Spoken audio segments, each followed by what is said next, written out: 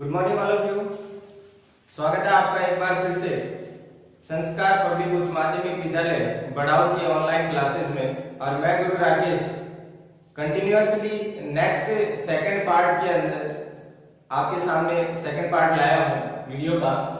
पिछले पार्ट के अंदर हमने 12th बायोलॉजी का जो यूनिट फर्स्ट का सेकंड चैप्टर था, जिसमें नर और मादा युग्मकों के नर और मादा युग्मकोद्भिद की संरचना और उसके विकास के बारे में हमें पढ़ना था।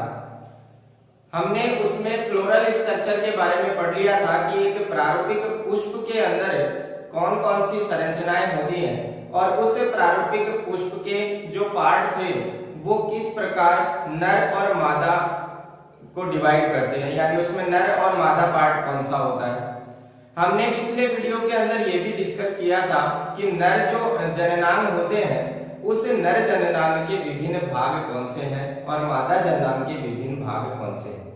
आज के इस वीडियो में हम उसके आगे की प्रोसेस की थोड़ी चर्चा करेंगे। हम बात करेंगे नर जननांग के बारे में और इसी के आगे के क्रम में हम ये भी देखेंगे कि मेल गैमेट का फॉर्मेशन कैसे होता है, यानी नर युग्मक का निर्माण किस प्रकार से होता है। तो मैं थोड़ा सा पीछे का जो है उसको रिलेट करने का थोड़ा प्रयास करता हूँ। हमने यहाँ पहले जो वीडियो था उसमें हमने एक प्रारूपिक पुष्प की स्ट्रक्चर देखी थी और उसे प्रारूपिक पुष्प की स्ट्रक्चर में हमने ये देखा था कि प्रारूपिक पुष्प की स्ट्रक्चर में कुछ पार्ट्स होते हैं जो नर और कुछ पार्ट्स मादा जननांग का कार्य करते हैं। उनमें से हमें आज नर जननांग की बात करनी है, यानी नर जननांग के पार्टों की बात करनी है। तो पिछले वीडियो के साथ हमने ये देखा कि नर जननांग जो था, हम वो नर जननांग इसको कहते हैं। ये जो स्ट्रक्चर आपको दिखाई दे रही है यहां से लेकर यहां तक की ये स्ट्रक्चर अपनी क्या कहला रही थी, नर जननांग कहला रही थी, यानी जिसको हम पुंकेसर नाम दे रहे थे। इसको हमने क्या नाम दिया था, पुंकेसर नाम दिया। और इस पुंकेसर के हमने पार्ट देखे थे। इस पुंकेसर में पहला पार्ट तो था ये आपका एक फिलामेंट, जिसको आप क्या नाम दे रहे थे, अपन पूतंतु। क्या नाम दे रहे थे, पूतंतु। और इस पूतंतु के शीर्ष पर ही क्या उपस्थित था, परागकोश। सेकंड पार्ट क्या था इसका, परागकोश। और ये परागकोश ही वो संरचना थी जिसके अंदर क्या उपस्थित थे, परागकण। इस परागकोश में क्या थे, परागकण पाए गए थे और ये परागकण ही किसका काम कर रहे थे, नर युग्मक का काम कर रहे थे। तीसरा हमने ये देखा था कि इस पूतंतु और परागकोश को जोड़ने का काम भी एक ऊतक करता है, कनेक्टिव टिश्यू होता है जो इन दोनों को जोड़ने का कार्य करता है। वो कौन सा था, वो था अपना योजी। वो कौन सा था, योजी था। तो हमने इस पुंकेसर के बारे में ये देखा था कि पुंकेसर के अंदर ये पार्ट होते हैं। अब हम क्या करेंगे, इन प्रत्येक पार्टों के बारे में सीक्वेंस से या बारी बारी से एक एक इनके बारे में अध्ययन करते हैं। और मोस्टली हम इसमें क्या देखेंगे, परागकोश की संरचना जो है उसको हम विस्तृत थोड़ा सा समझने का प्रयास करेंगे। यहाँ में ये जो नर जननांग है, इस नर जननांग को यहाँ मैंने डायग्राम से थोड़ा सा डिनोट कर रखा है कि अगर हम सिर्फ इस परागकोश की बात करें तो इस परागकोश को जब काट काट के देखा जाए तो आपको वो कैसा दिखाई देगा। तो यहाँ आप देख सकते हैं ये जो स्ट्रक्चर है, ये पूरी स्ट्रक्चर आपको परागकोश की दिखाई गई है और परागकोश के अंदर किस प्रकार से परागकण पाए जाते हैं वो मैंने यहाँ आपको दिखाया है डायग्राम के माध्यम से। तो आप यहाँ देख सकते हैं कि अगर हम किसी परागकोश को इस प्रकार काटे, तिरछा काटने पर जब हम ऊपर से उसमें देखेंगे तो उस परागकोश की इस काट के बाद हमें कुछ इस तरीके की चीजें दिखाई देंगी, जिसके अंदर हम आसानी से देख सकते हैं कि परागकोश को जब काटा जाता है तो हम उसके अंदर आसानी से क्या देख पा रहे हैं कि परागकण किस प्रकार से इनके अंदर व्यवस्थित है। परागकण के साथ साथ हम ये भी देख सकते हैं कि वो परागकण किस प्रकार इस परागकोश के अंदर कितने चैम्बर, कितने लोगों के अंदर व्यवस्थित होते हैं। देखो विद्यार्थियों, मैंने पिछले वीडियो में आपको ये बता दिया था कि मोस्टली जो पादप है उनमें ये जो परागकोश है, ये परागकोश कितने पालित होता है? द्विपालित होता है। कितने पालित होता है? द्विपालित होता है। अगर आप ये दो पालियां देखें तो यहाँ तो इस डायग्राम में इस प्रकार देख सकते हैं, और अगर यहाँ आप देखना चाहें तो इस भाग के इधर एक पाली हो गई और इस भाग के इधर एक पाली हो गई, तो टोटल पालियां कितनी हो गई? 2 हो गई। दूसरी एक चीज मैंने आपको ये भी बताई थी कि इन दोनों पालियों को अपन लोब के नाम से जान रहे थे। पालियों को क्या कह रहे थे? लोब। और इन पालियों के अंदर चैम्बर भी पाए जाते हैं। चैम्बर का मतलब मेरा यहाँ है परागपुटों से। किसका? इसका अर्थ क्या लगाएंगे? परागपुट। और इस परागपुट को अगर अपन इस डायग्राम में देखें तो आप यहाँ समझ सकते हैं कि ये जो आपको टोटल स्ट्रक्चर दिख रहा है, ये तो है आपका एक लोब। ये तो क्या है? लोब है। और इस लोब के अंदर पुट, आप अगर परागपुट देखना चाहो तो आप यहाँ देख सकते हो, ये खांच बन गई और दूसरी खांच ये बन गई। तो यहाँ ये 2 परागपुट बन गए। यहाँ मैं ये चीज क्लियर आपको पहले कर देता हूं कि अगर एक लोब की बात की जाए तो एक लोब में कितने परागपुट हैं? 2 परागपुट होते हैं। क्या होते हैं? एक लोब में 2 परागपुट होते हैं। इसका मतलब अगर परागकोश द्विपालित है तो कितने परागपुट हो गए? 4 परागपुट हो गए। और इन्हीं परागपुटों के अंदर आप इस डायग्राम में देख सकते हैं, ये क्या है? परागकण है। इसका मतलब परागकण कहाँ होते हैं? परागपुट के अंदर होते हैं। ये डेप्थ की बात हो गई, ये थोड़ा सा गहराई में जब अपन अध्ययन करते हैं तो उसकी बात होगी, वरना नॉर्मल वे में हम ये कह सकते हैं कि परागकण कहाँ पाए जाते हैं? परागकोश में। लेकिन परागकोश में भी कहाँ? परागकोश के अंदर क्या पाई जाती है? पालियां, यानी कि लोब। लोब के अंदर, तो लोब में भी कहाँ? तो लोब के अंदर वो पाए जाते हैं परागपुट, यानी इस लोब में पाए जाने वाले चैम्बर्स के अंदर। तो परागपुट के अंदर क्या पाए जा रहे हैं? अपने परागकण पाए जा रहे हैं। अब हम परागकोश की बात करते हैं। परागकोश क्या है? यहां इस परागकोश की अगर बात की जाए तो ये परागकोश है क्या? इस परागकोश पर एक बाह्य त्वचा पाई जाती है।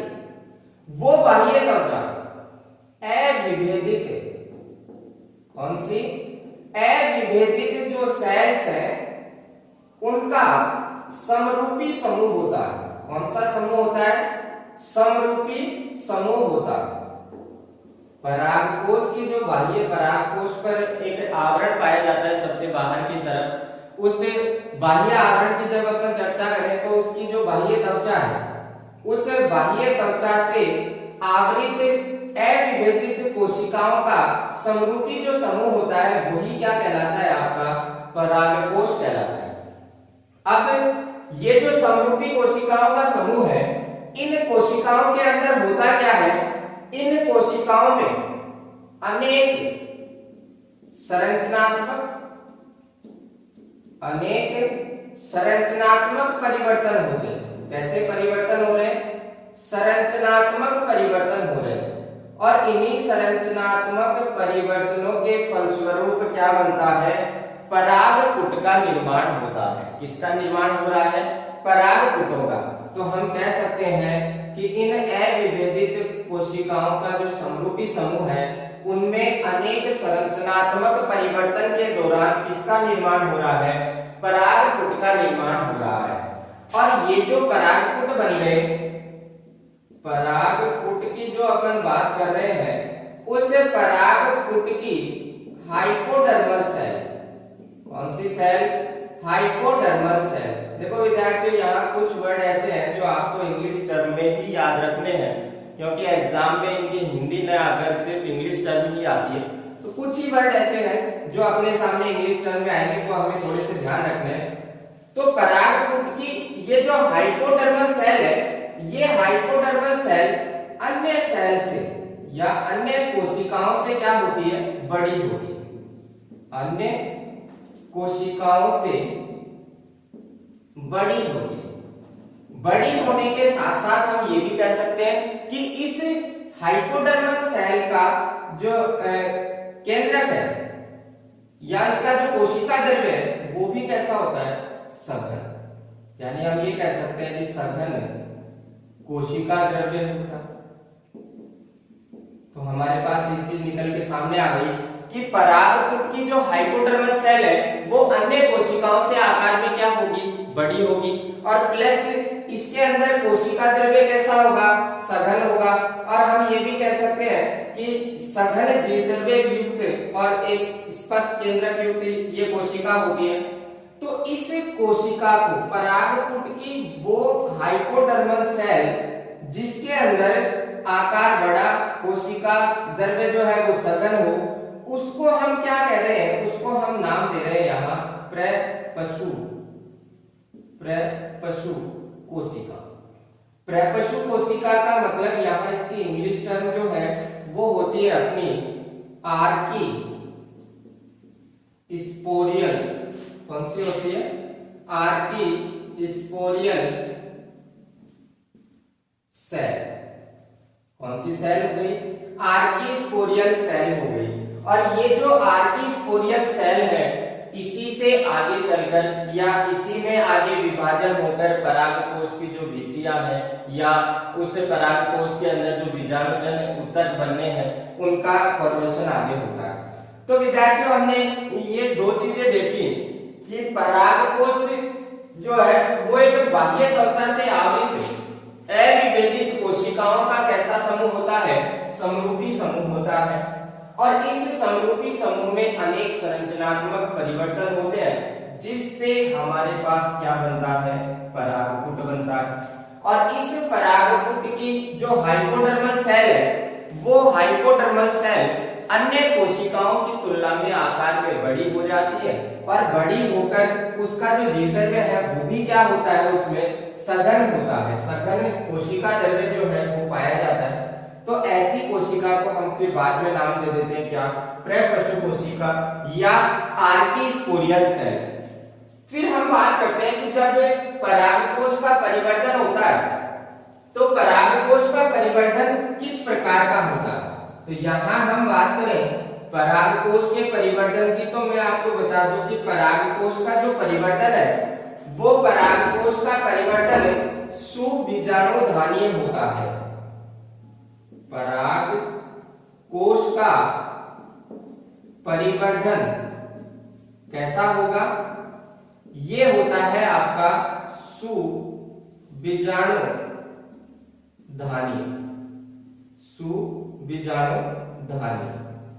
या इसकी इंग्लिश टर्म अपन देखें तो वो अपने लिए बेस्ट रहेगी, वो हमें याद भी रह जाएगी। इसको कहते हैं यू स्पोरेंजिएट। क्या कहते हैं, यू स्पोरेंजिएट प्रकार का होता है। यानी परागकोश का परिवर्तन किस प्रकार का, यू स्पोरेंजिएट प्रकार का होता है, यानी सुबीजाणुधानीय होता है। और इसमें होता क्या है, अनेक एक से अधिक, इस यू स्पोरेंजिएट प्रकार के अंदर होता क्या है, इसमें एक से अधिक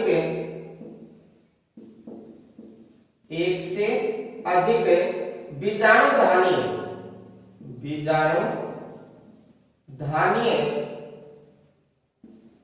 एक से अधिक बीजाणुधानीय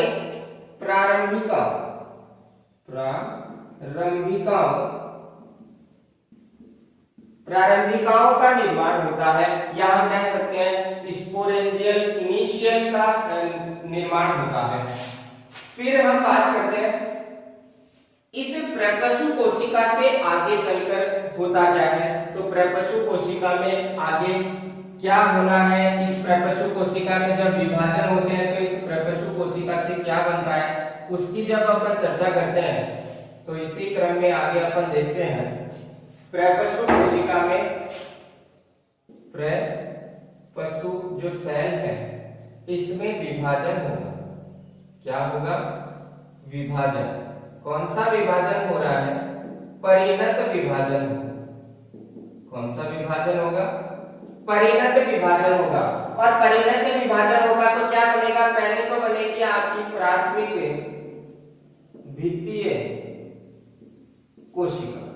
एक तो क्या बननी है आपकी प्राथमिक भित्तीय कोशिका बननी है, और दूसरी आपकी क्या बननी है, प्राथमिक बीजाणुजन कोशिका। प्रकार की कोशिकाएं आपको इस प्रपशु कोशिका में या आर्किस्पोरियल जो सेल है उसमें विभाजन के दौरान बननी है। अब यहाँ प्राथमिक वित्तीय जो कोशिका है, इस प्राथमिक वित्तीय कोशिका से आगे चल के किसका निर्माण हो रहा है? इससे तो बनी है वित्तीय, और इसमें प्राथमिक बीजाणुजन जो कोशिका है इससे क्या बनना है? प्राथमिक बीजाणुजन ऊतक बनना है, और प्राथमिक बीजाणुजन ऊतक से ही आगे किसका फॉर्मेशन होना है? बीजाणुओं का फॉर्मेशन होना है। तो हम नेक्स्ट यहाँ बात करें कि परागकोश के बारे में हम स्टडी कर रहे थे, तो हमने देखा कि प्रपशु कोशिका में विभाजन हुआ, द्वितीय कोशिका का निर्माण हुआ, और इससे क्या बन गई? परागकोश की भित्तियां बन गई, परागकोश की भित्तियां बन गई। और नेक्स्ट यहाँ बीजाणुजन, प्राथमिक बीजाणुजन जो ऊतक है उससे क्या बन गई? एमएमसी का निर्माण हो गया। किसका निर्माण हो गया? एमएमसी का निर्माण हो गया। यहाँ पर आप एमएमसी का जो फुल फॉर्म है वो ध्यान रखें। एमएमसी का मतलब है यहाँ लघु बीजाणु मात्र कोशिका, लघु बीजाणु मात्र कोशिका से इसका अर्थ लिया जाएगा। इंग्लिश में इसकी फुल फॉर्म होती है माइक्रोस्पोर मदर सेल।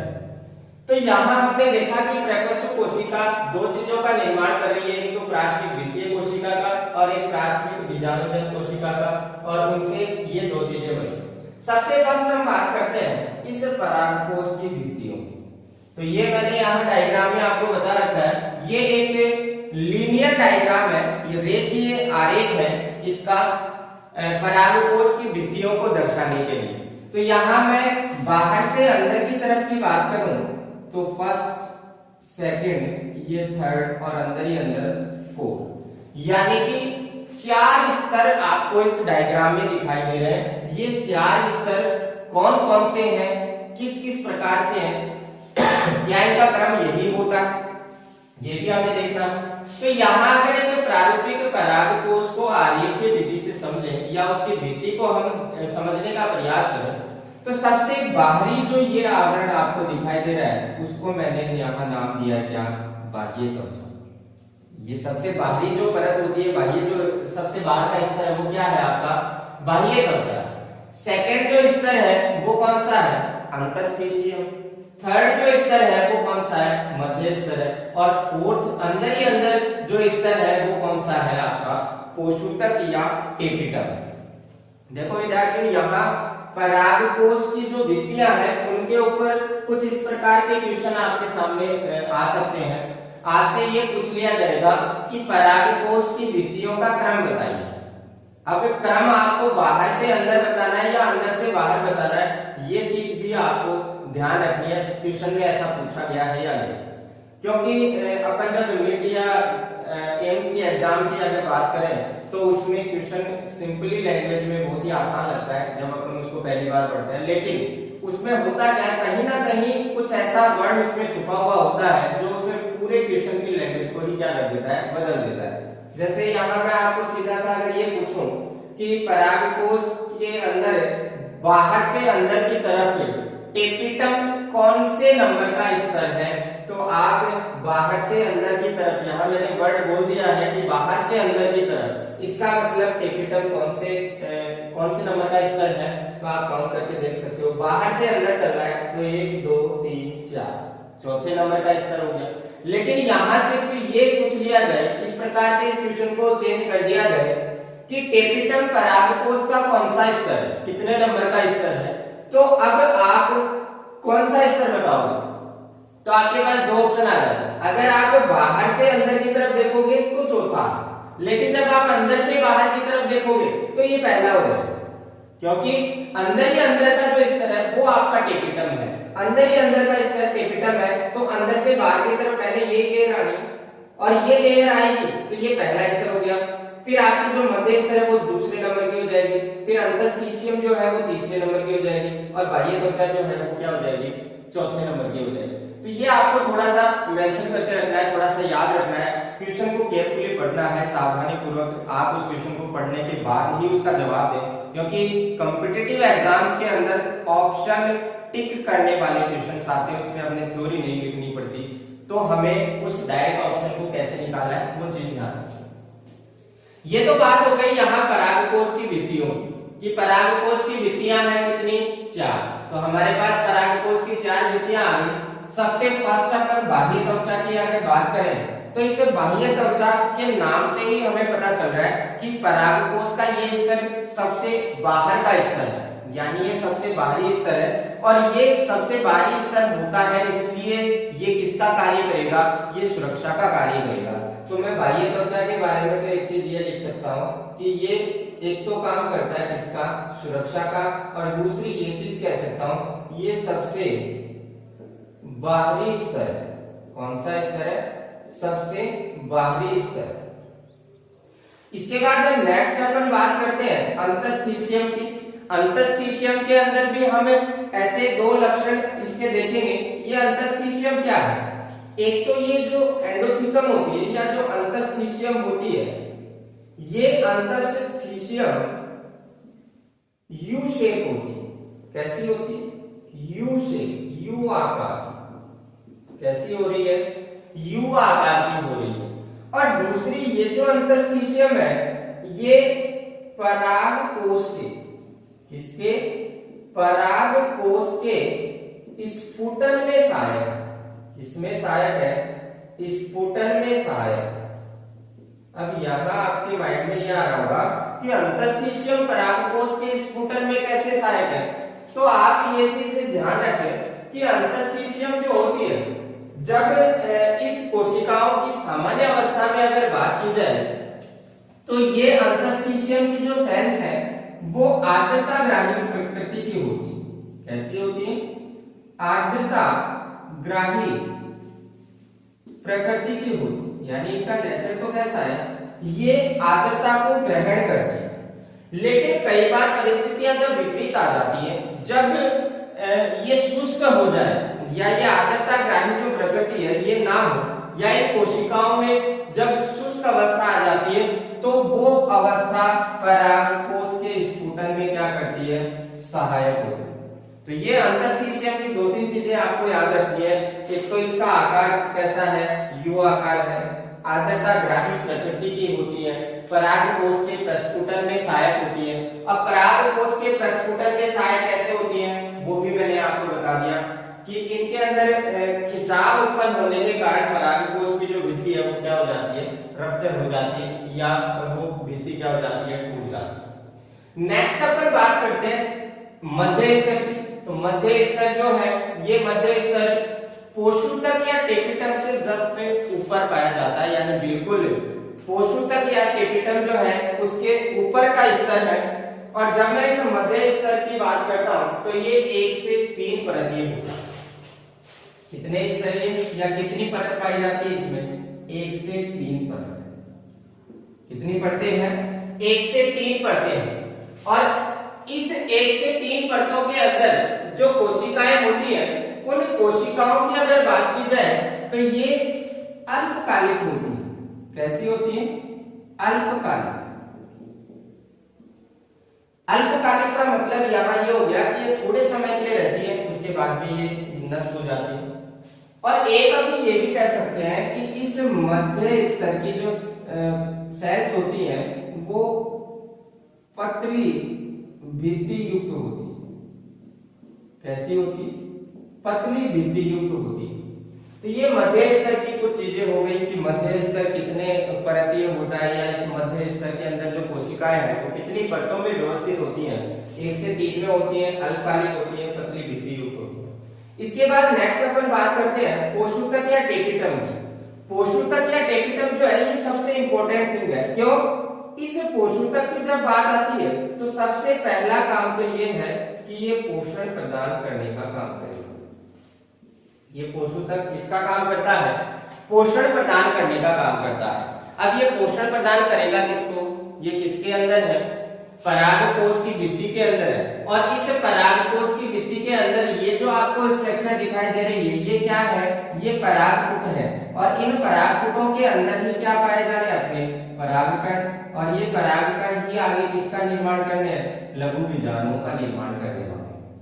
तो यहाँ आप ये जो कोशिका या टेपिटम है ये इंपॉर्टेंट इसलिए हो जाती है क्योंकि यहाँ जो लघु बीजाणु बने हैं उन लघु बीजाणुओं को किसकी आवश्यकता पड़ेगी, पोषण की आवश्यकता पड़ेगी। और वो पोषण प्रदान करने का काम कौन करेगा, वो पोषण प्रदान करने का काम कौन करेगा, आपका टेपिटम करेगा। और ये जो टेपिटम है ये इस परागकोश की सबसे आंतरिक जो स्तर है या हम ये कह सकते हैं कि ये सबसे भीतरी स्तर है। इसके अलावा हम ये भी कह सकते हैं जैसे अभी अपन ने चर्चा की थी कि परागकोश में सबसे मुख्य परत या सबसे आंतरिक परत कौन सी है, तो वो परत कौन सी है, आपकी टेपिटम है। अब ये जो लघु बीजाणु है जो इस टेपिटम के आगे जो परागकूट पाए जा रहे हैं उनके अंदर व्यवस्थित है, ये लघु बीजाणु जो है वो चतुष्कोण में व्यवस्थित होते हैं। ये लघु बीजाणु किसमें व्यवस्थित है, चतुष्कोण। चतुष्क का मतलब मेरा यहाँ ये है कि इनके अंदर जो लघु बीजाणु है वो अलग अलग रूपों के अंदर व्यवस्थित हो सकते हैं। जैसे चतुष्क का मतलब टेट्राड में भी हो सकते हैं, समद्विपार्श्विक भी हो सकते हैं, क्रॉसिक भी हो सकते हैं, टी शेप भी हो सकते हैं और आरेखीय भी हो सकते हैं, या हम कहें कि रेखीय भी हो सकते हैं। इसके बाद मैं चर्चा करूं कि ये जो टेपिटम है, अगर इन टेपिटम के प्रकारों की अगर अपन बात करें तो कोशिका के स्वभाव के आधार पर, किसके आधार पर, कोशिका के स्वभाव के आधार पर ये टेपिटम दो प्रकार की हो सकती है। कितने प्रकार की, दो प्रकार की। पहली तो हो सकती है ये अमीबीय, कैसी हो सकती है, अमीबीय टेपिटम हो सकती है, और दूसरी हो सकती है ये स्रावी टेपिटम, स्रावी प्रकार की। तो यहां हमें ये भी ध्यान रखना है कि टेपिटम जो है वो दो प्रकार की हो सकती है। प्रकार किस आधार पे बनाए गए हैं, वो बनाए गए हैं इन कोशिकाओं के स्वभाव के आधार पर। अब स्वभाव के आधार पर ये जो टेपिटम है वो दो प्रकार की हो गई, अमीबीय और स्रावी। तो अलग अलग प्रकार के जो प्लांट है उनके अंदर ये टेपिटम अलग अलग प्रकार की पाई जाएगी। कुछ में अमीबीय हो सकती है और कुछ में स्रावी हो सकती है। अब इस टेपिटम की कोशिकाओं की अगर बात की जाए तो इसमें वसीय प्रकृति की गोलाकार संरचना पाई जाती है जिसको प्रोयूबिस्काय कहते हैं। ये भी एक इंपॉर्टेंट चीज है। यहां मैं आपको बता दूं कि टेपिटम में वसीय प्रकृति कैसी पाई जा रही है, वसीय प्रकृति की सेल्स पाई जाती है जिनको क्या नाम दिया जा रहा है, प्रोयूबिस्काय। यहां इस प्रोयूबिस्काय के ऊपर बोर्ड एग्जाम में एक बार क्वेश्चन आ चुका है, अभी 2 साल या 3 साल पहले की जो एग्जाम थी उसके अंदर पूछा गया था प्रोयूबिस्काय क्या है। तो यहाँ पर आपको ध्यान रखना है टेपिटम के अंदर जो स्तर होता है उसमें वसीय प्रकृति की गोलाकार संरचना पाई जाती है, या वसीय प्रकृति की जो गोलाकार संरचना है उसी को अपन क्या नाम दे रहे थे, गोलाकार संरचना पाई जाती है, जिसको अपन क्या नाम दे रहे थे, जिसको अपन नाम दे रहे थे प्रोयूबिस्काय। और इस प्रोयूबिस्काय पर एक पदार्थ जम जाता है। इस प्रोयूबिस्काय के ऊपर पदार्थ जो जमता है उसका नाम है स्पोरोपोलेनिन। कौन सा पदार्थ है, स्पोरोपोलेनिन नामक पदार्थ है, वो जम जाता है। और स्पोरोपोलेनिन पदार्थ के जमने के कारण इसी प्रोयूबिस्काय को यूबिस्काय के नाम से जानते हैं। स्पोरोपोलेनिन जमने के कारण इसे क्या नाम दिया गया, यूबिस्काय, यूबिस बॉडी। तो यहां आपको ये चीज भी थोड़ी सी मेंशन करके रखनी है, प्रोयूबिस्काय क्या होता है और यूबिस्काय क्या होता है। तो यहाँ पर अगर टेपिटम की संरचना की जब बात की गई तो हमने देखा कि ये जो परागकोश के अंदर सबसे आंतरिक स्तर टेपिटम है और इस सबसे आंतरिक स्तर का मुख्य कार्य पोषण प्रदान करना है। ये टेपिटम कोशिका के स्वभाव के आधार पर दो प्रकार की, अमीबी और श्रावी। फिर जब इस टेपिटम के प्रकृति के अंदर, टेपिटम के स्तर की जब अपन बात करते हैं तो हम एक चीज ये देखते हैं कि टेपिटम में वसीय प्रकृति की गोलाकार संरचनाएं हैं। इन गोलाकार संरचनाओं को क्या नाम दिया गया? प्रोयूबिस्काई। और नेक्स्ट, इसी प्रोयूबिस्काई के ऊपर जब स्पोरोपोलेनिन का जमाव हो जाता है तो स्पोरोपोलेनिन के जमने के कारण हम इसी प्रोयूबिस्काई को किस नाम से जानते हैं? यूबिस्काई से। तो इन्हें दो चीजों के ऊपर क्वेश्चन मोस्टली पूछा जाता है, प्रोयूबिस्काई क्या है या यूबिस्काई क्या है।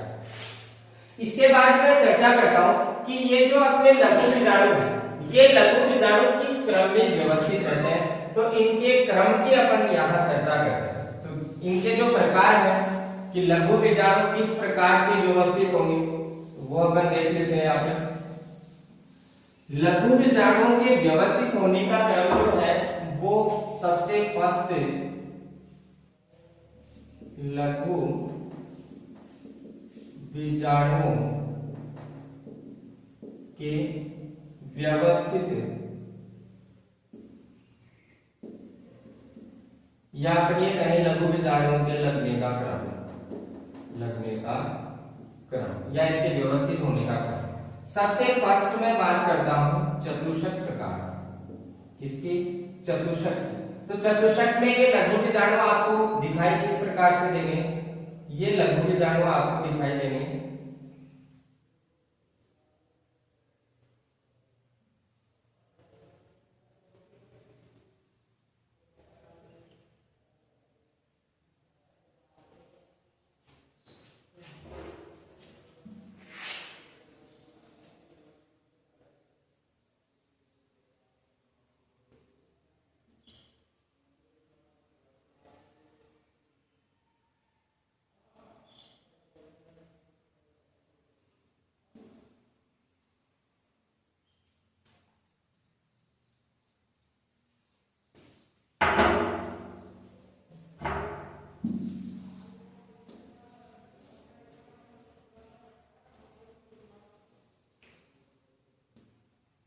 ये आपको दिखाई देगा कुछ इस प्रकार से।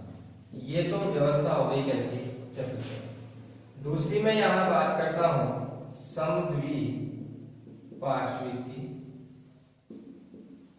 समद्विपार्श्विक की जब बात की जाती है तो समद्विपार्श्विक में ये स्थिति आ जाती है आपकी इस प्रकार से।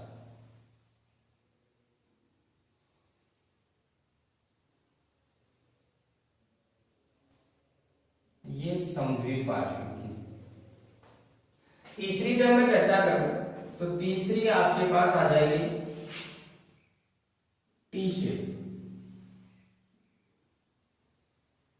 और टी शेप के अंदर दो तो आपको इस प्रकार से दिखाई देंगे और एक आपको नीचे की तरफ इस प्रकार से दिखाई देगी।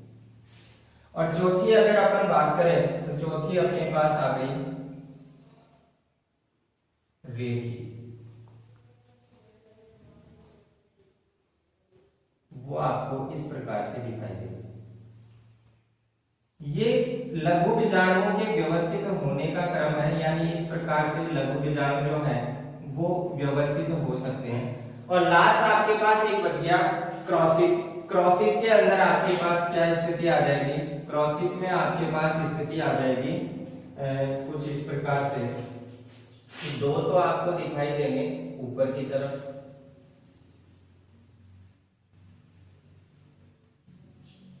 दो तो आपको कैसे दिखाई दे रहे हैं? ऊपर की तरफ दिखाई दे रहे हैं और एक आपको दिखाई देगा कहां? नीचे की तरफ।